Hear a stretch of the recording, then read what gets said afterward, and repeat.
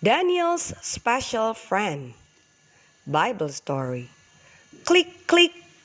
Daniel opened his window and looked outside. He could see the trees with shiny green leaves. He could smell the sweet smell of flowers. Daniel could feel the cool breeze blowing gently into his room. Daniel was a man who loved God and worked for God. When Daniel was just a young man, the people of God had been captured by a wicked king. They were taken away to a country far, far away from their homes. Daniel had faithfully done what God wanted him to do. The king of the wicked country liked Daniel very much. Now, something bad had happened.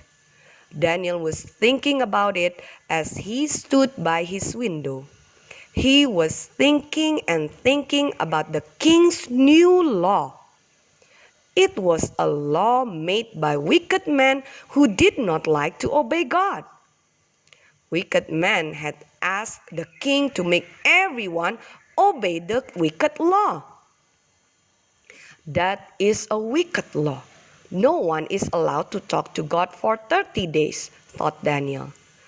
God wants me to talk to him all the time. I must obey God, not the wicked law. Daniel was very sad.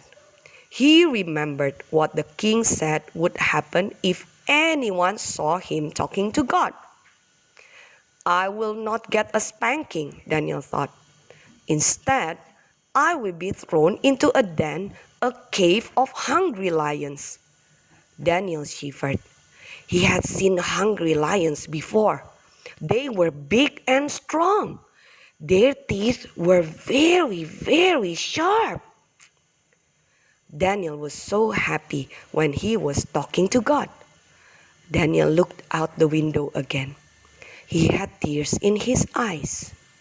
Daniel was thinking about all the times that he talked to God. I like to talk to God early in the morning, thought Daniel. I like to talk to him in the middle of the day too. Daniel shook his head sadly. I always talk to God at night, he whispered. I must talk to God, Daniel said to himself. He is my special friend. Daniel got down on his knees and began to speak to his special friend God. As Daniel was praying, the wicked man walked by his window. Aha, said one of the wicked men who hated Daniel. Daniel has broken the king's law. Daniel is talking to God. Let's go tell the king. Let's go tell the king and get Daniel in trouble. Quickly, the men ran down the stony road. They ran to the king's palace to tell the king about Daniel. King, king, cried the wicked man. We saw Daniel praying to God. He is breaking your new law. The wicked men began to laugh because they hated Daniel. Throw Daniel into the lion's den, the wicked man shouted to the king. The king did not laugh or smile. The king was very sad. Why did I listen to those wicked men? Why did I make such a wicked law? Thought the king. Daniel is my friend.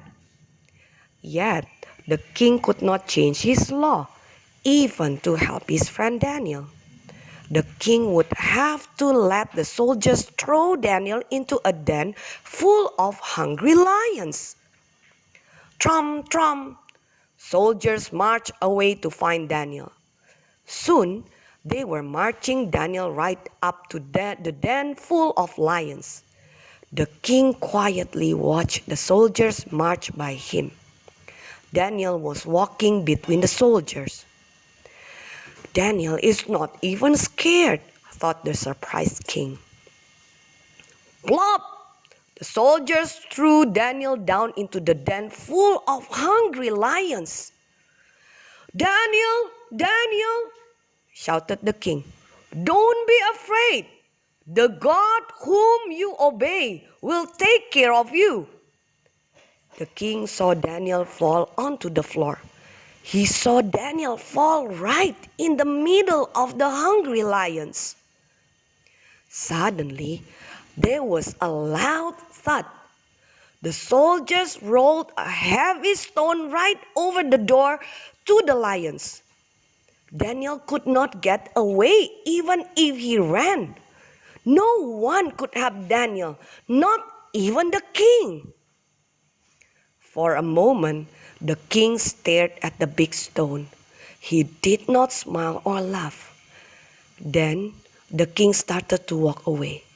He walked slowly to his palace. "I am not hungry," said the king when he got home. He could not forget his friend Daniel. He could not forget Daniel long enough to eat dinner. "Don't play any songs," said the king. He did not want to hear any music. The king was thinking about Daniel. The king was sadly thinking about the wicked law he had made. In the middle of the night, the king sat up in bed. He had been thinking about his friend Daniel and the lions with the sharp teeth.